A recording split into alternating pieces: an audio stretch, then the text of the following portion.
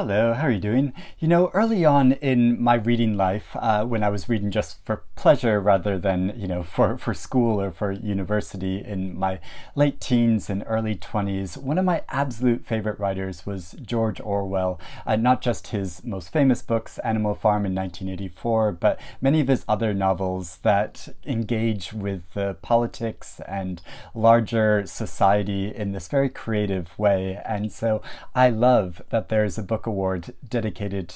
just to him and to new authors that are continuing on with this theme of engaging with politics in their fiction. And of course I love a new book list. And just recently the Orwell Foundation announced the shortlist for the Orwell Prize for political fiction for this year, for 2022, and there's 9 books in the list. It's quite a long list, so I thought I'd look through this long short list of books to discuss them, because I've read a number of these books and really enjoyed them, and I'm so glad to see that they're being honored in this way. And then there are other books on the list that I haven't read yet that I think sound really interesting. So this prize has been running in this form for a few years now. The Orwell Foundation has run the book awards for a number of years, but for a award specifically for political fiction, it's just been, I think this is the 4th year it's been running. So these are some previous winners of the award. First off, there was Milkman, and then The Nickel Boys, and then Summer by Ali Smith, which I was so happy to see this win last year, Ali Smith's book, because it's the 4th novel in her quartet, and it just seemed so perfect that it got this award. But of course I loved all of these novels, so really happy to see them being given more recognition. And these are the 9 books on this year's shortlist, and the winner is going to be announced on July 14th. So yeah, I'm hoping to read some of the ones that I haven't got to yet before then, and it'll be really exciting to see which book wins. So I'm going to go through each of these books, starting off with The Passage North by Anuk Arudpragasam, which takes place in Sri Lanka and follows a young man as he travels to the north of the country to attend a funeral of a former carer of his grandmother's, and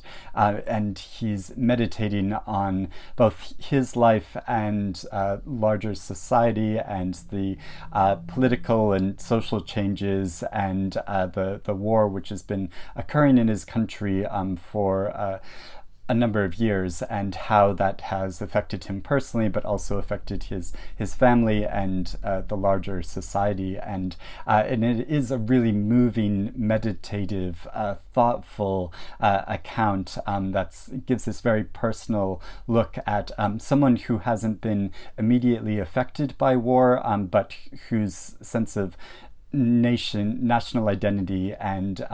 his family situation has been so strongly affected by it. And of course this was also shortlisted for the Booker Prize last year, so it's nice to see him get some more recognition, because he is such a talented young writer. Appliance by J.O. Morgan, and this is a novel set in a future which is utilizing data to create technologies to make everything about our society clean and efficient, and to iron out all of the messiness. But of course human nature includes a lot of messiness and contradiction. So I think it explores how our sort of faith and reliance on technology is sort of butting up against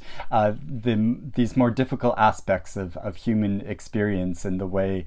we relate to and connect with one another, and the way we live our lives. So yeah, this sounds like a really fascinating new novel, and I'd not heard of this before this award, so I'm really keen to read this. Assembly by Natasha Brown. I absolutely love this quite like short novel, which is about a young Black woman that is working in the the banking sector and has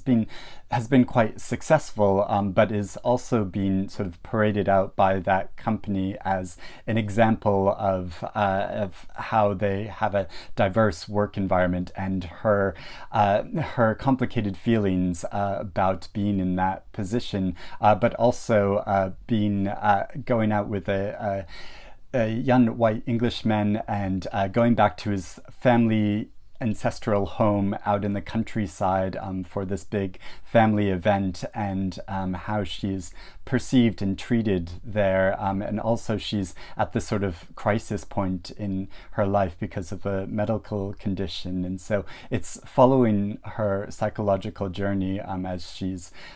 going out into the countryside for this party and thinking about all these issues to do with her work and her position in society, and it is such a powerful story. Quinn by Alice Albinia, and this is a novel set in an unnamed archipelago off the coast of Britain, that on this series of islands there's a community of women that was organized and set up by a woman named Ava, but this woman named Ava has disappeared, and this community is now under threat, but an individual named Quinn is determined to keep this unique community of women together, and so it follows that story of the mystery of what happened to Ava, but also where we follow the journey of this unique community which is consciously separated itself from mainstream society. Small Things Like These by Claire Keegan, which is set in a small Irish community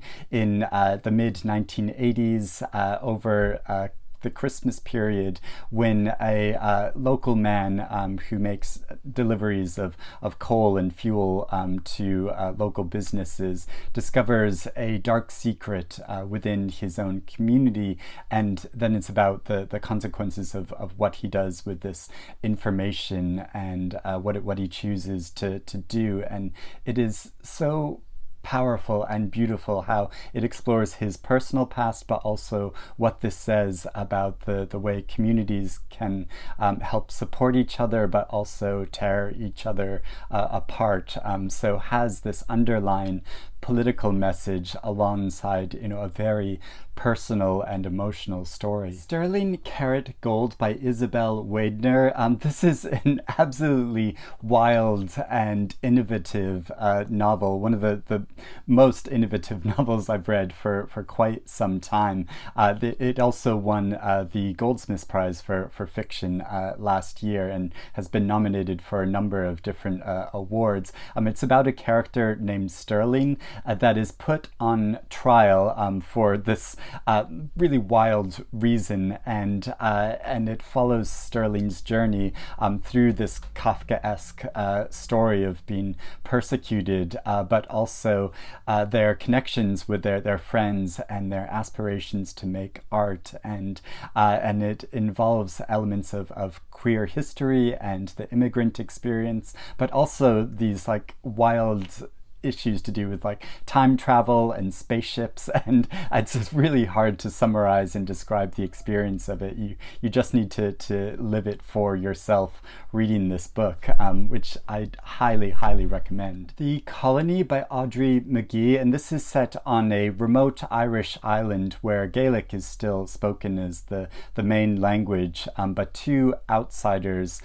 come to this island for their own specific reasons. And it's about their interactions with people on the island, the way that they interfere with this culture, but also the way that this preserved culture is naturally changing as the larger world is changing. So it's dealing with these really difficult questions to do with what do we preserve about our culture, and what do we allow to change in sync with the changes of the society around us. And it's such a fascinating novel, one of the most powerful that I've read so far this year. The High House by Jessie Greengrass, with its absolutely beautiful cover, and this is set in the near future future after a period of ecological disaster when the country of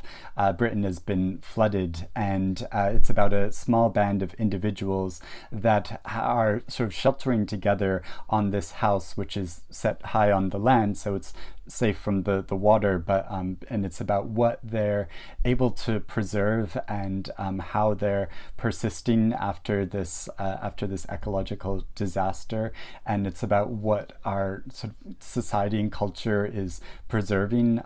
for itself, and what it's allowing to let go. So it's wrestling a lot with those larger questions, but also just about individual experience and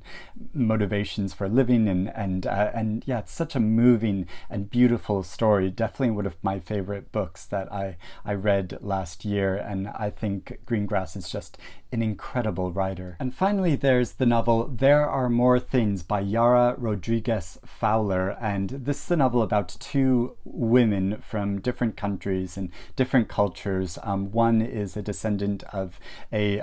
very privileged family in Brazil, and one is the descendant of very rebellious grandmothers in the UK, and it's about how these two women meet and their connection with each other and their exchanges with each other, and the differences of their family histories and how that family history impacts their present and their understanding of both their own culture and each other's. So it sounds like such a fascinating story. I had tried to read a book by this author before and just didn't really get along with it, but I think this book sounds so good that I want to give her writing another try. So those are all the books that are shortlisted for this year's award. Let me know if you've read any of these books, if you have any thoughts about them, or if you're interested in reading any of them now, or if you have any predictions or any thoughts of who you think should win this year's award on July 14th. So let me know about all of that in the comments below, and I hope you're doing well and reading good things. I'll speak to you again soon. Bye-bye.